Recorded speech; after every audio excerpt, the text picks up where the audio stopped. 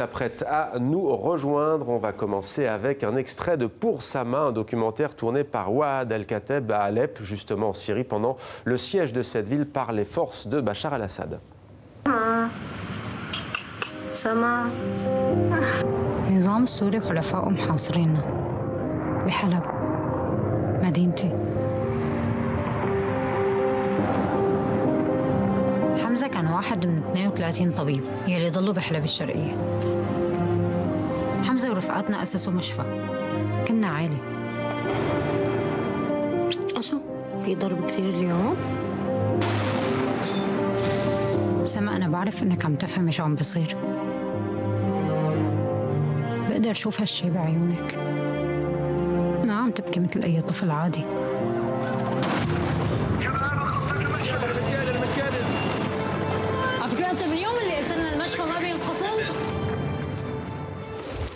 Bonsoir Pascal. Bonsoir. Un film Pour Sama donc, qui a obtenu l'Œil d'Or, prix du meilleur documentaire au dernier festival de Cannes. Vous l'avez vu dans le cadre du prix Bayeux des correspondants de guerre. Qu'en avez-vous pensé? Écoutez, c'est vraiment un documentaire extrêmement émouvant de A à Z parce qu'il montre l'Alep de l'intérieur, la vie quotidienne. Il montre l'Alep non pas des morts mais des vivants. Et quels vivants, puisque ce sont des résistants, puisque Waad décide de rester avec son mari en et plein avec siège.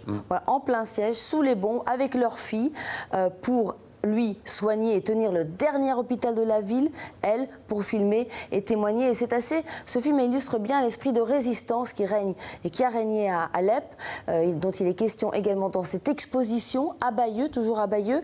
Regardez cette maquette. Cette maquette a été réalisée par un petit garçon enfermé chez lui sous les bombes, et il reconstitue avec du papier, de l'ouate, enfin ce qu'il trouve sous la main, les bâtiments qui un à un sont détruits par les bombes des bombardements. C'est vraiment très émouvant aussi cette exposition. Elle est basée sur le livre Le fil de nos vies brisées qui a été écrit par Cécile Aignan, que nous avons rencontré et qui connaît, elle, Waad et son mari. On l'écoute. Il disait de Waad et de son mari, le docteur Hamza, qui fut le dernier médecin d'Alep. Il disait qu'ils étaient comme deux bougies allumées dans les ténèbres de la ville. Et c'est ce que son film montre, enfin, avec beaucoup de modestie, en fait, ce qu'était cette force, justement, l'importance qu'avait chaque vie sauvée, chaque nouveau-né qu'il parvenait à mettre au monde dans des situations absolument effroyables, et que la résistance, justement, qu'il n'y avait pas plus bel acte de résistance que de rester vivant. Voilà, donc rester vivant pour résister. On va continuer avec la littérature en cette rentrée, Pascal. Oui, alors Tous tes enfants dispersés de Beata Oumoubé-Mérès. C'est une saga familiale sur fond de génocide au Rwanda. Je ne vous en dis pas plus. Pascal Achard a lu le livre et rencontré l'auteur. On regarde son reportage. Les livres et les belles histoires, elle y a pris goût dès son plus jeune âge au Rwanda. Et c'est évidemment dans une librairie que l'écrivaine Beata Oumoubé-Mérès nous convie. J'ai eu la chance de grandir à Boutaré, dans une ville où il y avait 2 bibliothèques et une librairie. Et donc dès que j'ai su lire, je suis allée notamment au Centre culturel français qui était juste en face de chez moi. Celui-là, c'est vraiment un roman que j'aime beaucoup. Nadine Gordimer, prix Nobel de littérature, la seule femme africaine à avoir le prix Nobel de littérature.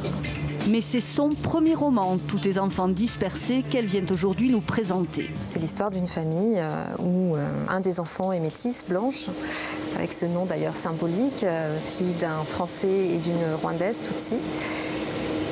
Et la façon dont elle va vivre dans un silence sur ses origines, sur l'histoire de ses parents, et malgré le silence qui a tout mazouté, parvenir à transmettre des belles choses à son fils, qui lui a grandi de l'autre côté du désastre.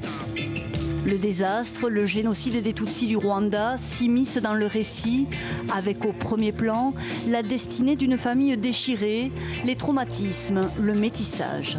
Comme Blanche, Beata a survécu à la tragédie et connu l'exil en France à l'adolescence, mais ce n'est pas son histoire personnelle qu'elle délivre ici. Je pense qu'il y a beaucoup de gens qui ne vont pas lire des témoignages parce que c'est trop dur, alors qu'en les prenant par la main et en les emmenant dans une histoire intime, une histoire de famille qui est quelque chose d'universel, ils vont peut-être rentrer plus facilement et ensuite comprendre les répercussions du génocide dans la vie des survivantes et des survivants. Des mots pudiques et poétiques en français et en Kinyarwanda pour pincer les plaies et évoquer la beauté et la nostalgie du pays aux 1000 collines.